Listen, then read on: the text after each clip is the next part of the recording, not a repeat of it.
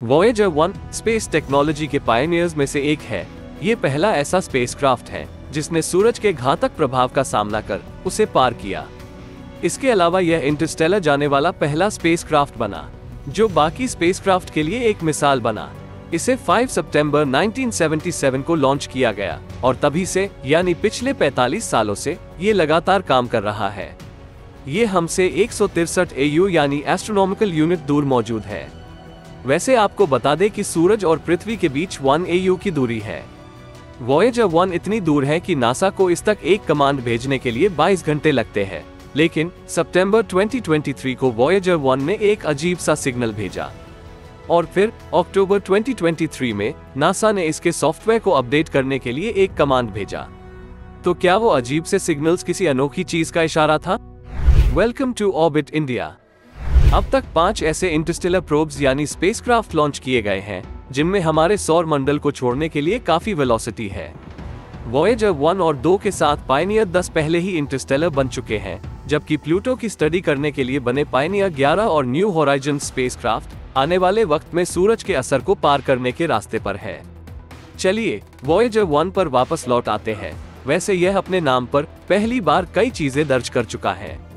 वही यह जुपिटर और शनि के चंद्रमाओं की डिटेल्ड इमेजेस देने वाला पहला सैटेलाइट भी है। वॉयेजर 1 ने हमें हमारे सौर मंडल का अब तक का पहला फैमिली पोर्ट्रेट भी दिया।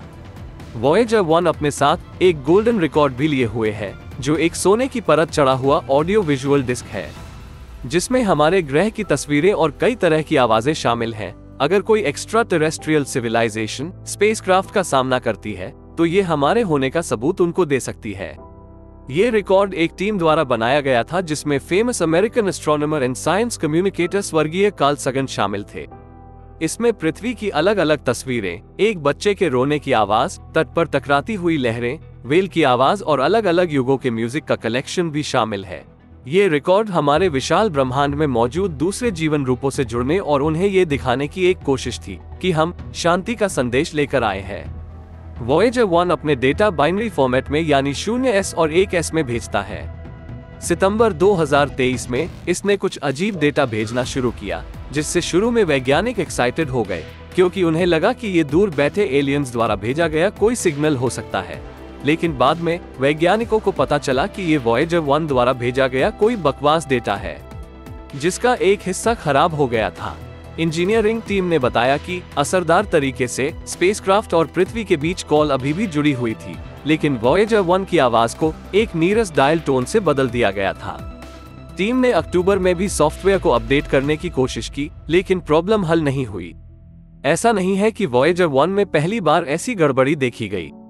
ये पिछले 45 सालों से काम कर रहा है। इस बीच उसमें कई समस्याएं पहले भी आई, जिसे लंबे समय से चली आ रही वॉयेजर 1 टीम द्वारा दूर की गई। लेकिन पिछले साल सितंबर में सामने आई प्रॉब्लम अनोखी थी। ये समस्या इतनी ज्यादा थी कि इसके सामने आने के करीब 5 महीने बाद भी टीम ये पता नहीं लगा पाई है कि इसकी वजह क्या थी। आखिरकार 12 दिसंबर 2023 को नासा ने इस बात की घोषणा की कि वॉयेजर 1 अपने सबसिस्टम में आ रही परेशानी की वजह से काम के वैज्ञानिक डेटा नहीं भेज पा रहा है। तो क्या वॉयेजर 1 को अब अलविदा कहने का वक्त आ गया है? परेशानी चाहे जो हो, लेकिन वॉयेजर 1 टीम हार मानने को तैयार नहीं। वो पूरी कोशिश में लगी है अपने प्यारे वॉयेजर 1 को वापस प्रॉपर शेप में लाने में। वो इसलिए क्योंकि उनके पास अब भी इसे ठीक करने के कई आइडियाज हैं जो उनकी उम्मीदों को जगाए हुए हैं। लेकिन इतना सब करने के बाद भी अगर वॉयेजर 1 हमेशा के लिए शांत हो गया तो भी अफसोस नहीं, क्योंकि यह हमें तब तक उम्मीद से ज्यादा ही जानकारी देकर जाएगा।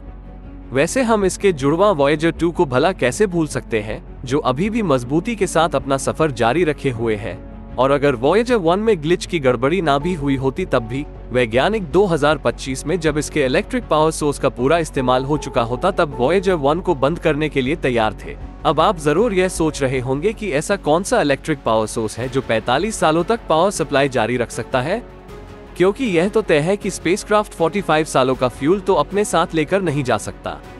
खैर, वॉयेजर 1 पर मौजूद इलेक्ट्रिक पावर सोर्स एक तरह की परमाणु बैटरी है। वैज्ञानिकों का अनुमान है कि 2025 में न्यूक्लियर बैटरी स्पेसक्राफ्ट को उसके कामकाज को ठीक से करने के लिए पावर नहीं दे पाएगी। तो क्या वॉयेजर 1 अपना पूरा जीवन सिर्फ 2025 तक ही जी पाएगा, या इसका एक्सटेंडेड मिशन तकनीकी खराबी की वजह से अभी से ही रुक जाएगा? उम्मीद करते हैं कि वॉयेजर टीम अपने प्यारे स्पेसक्राफ्ट को वापस काम पर लाने में सफल रहे और यह हमारे सौर मंडल की ठंडी बर्फीली सीमाओं से आगे जाकर जिस किसी चीज का सामना करेगा उसके बारे में हम तक जानकारी भेजकर वो हमें भी हैरान करता रहेगा।